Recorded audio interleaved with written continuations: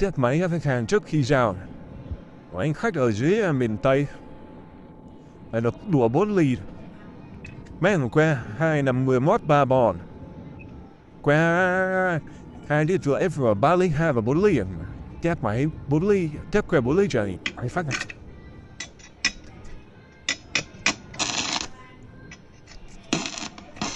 Ly mà cháy mượt luôn.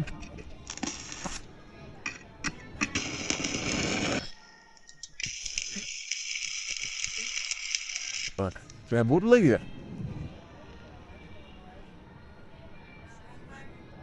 Ba bia bao đi hài có chút xíu.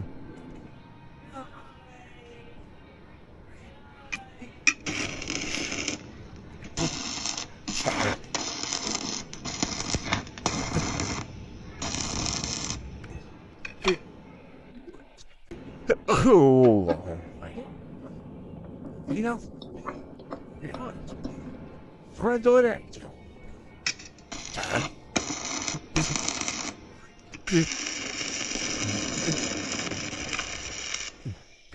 Okay.